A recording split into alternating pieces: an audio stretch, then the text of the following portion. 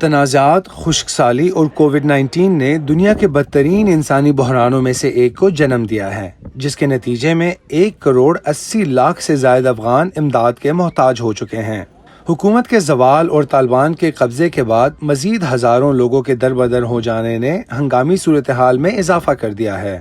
اگرچہ امدادی تنظیمیں مشکل اور خطرناک حالات میں کام کرنے کی عادی ہوتی ہیں، تاہم افغانستان کی نئی غیر یقینی صورتحال نے ان میں سے کئی تنظیموں کو سیکیورٹی کی صورتحال کے جائزے، اپنے بین الاقوامی عملے کے انخلاء، مقامی عملے کو گھر بھیجنے اور اپنی کچھ یا تمام خدمات کو روکنے پر مجبور کر دیا ہے۔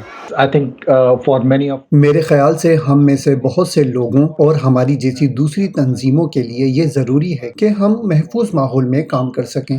ہم در حقیقت اسے یقینی بنانا چاہتے ہیں کہ بین الاقوامی برادری افغانستان کے ساتھ کھڑی ہو۔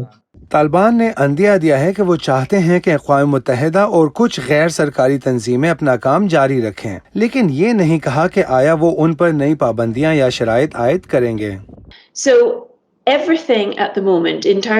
یونیسیف کے کام کے حوالے سے اس وقت سب کچھ غیر یقینی ہے۔ عملاً نظر آنے والے نئے حکام کے ساتھ کسی مرکزی سطح پر ہماری ابھی تک ملاقات نہیں ہوئی۔ ہم علاقائی اور مقامی سطح پر مذاکرات کاروں کے ساتھ بات چیت کر رہے ہیں۔ ابھی تک کوئی باقاعدہ نظام موجود نہیں ہے۔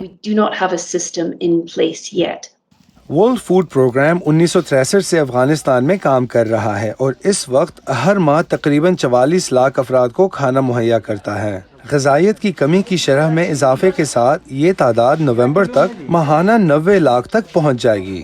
رسائی تو حاصل ہے، لیکن کسی باقاعدہ حکومت کی عدم موجودگی WFP کے کام کو پیچیدہ بنا رہی ہے۔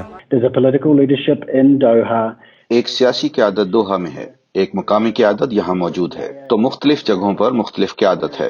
ہماری تشویش یہ ہے کہ ایک سطح پر دی جانے والی یقین دہانیوں کا آیا مقامی یا دوسری سطح پر موجود اعلیٰ قیادت کی جانب سے احترام کیا جائے گا۔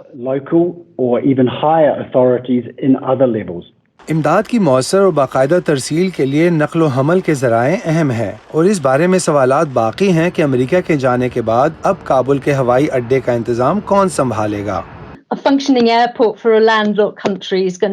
چاروں جانب سے زمین سے گھرے کسی ملک میں رسد کی ترسیل اور بین الاقوامی عملے کی آمد و رفت کے لیے ایک کام کرتا ہوا ہوائی اڈہ اشد ضروری ہے۔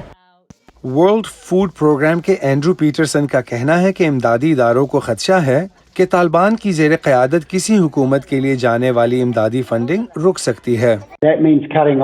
اس کا مطلب یہ ہے امداد کا بند ہو جانا۔ ہمیں کام جاری رکھنے کے لیے انسانی بنیادوں پر ملنے والی امداد کی اشد ضرورت ہے۔ اسی سے ہم اس ملک میں بڑے پیمانے پر قحط کو روکنے کے قابل ہو پائیں گے۔ ایک ایسے وقت میں جب لاکھوں افغان پہلے سے ہی خوراک کے بارے میں عدم تحفظ کا شکار ہیں، امدادی کارکنوں کا کہنا ہے کہ فنڈز میں کٹوتیاں ہلاکت خیز ثابت ہوں گی۔ مارگریٹ بشیر کے ساتھ Imran Jadoon, Voice of America.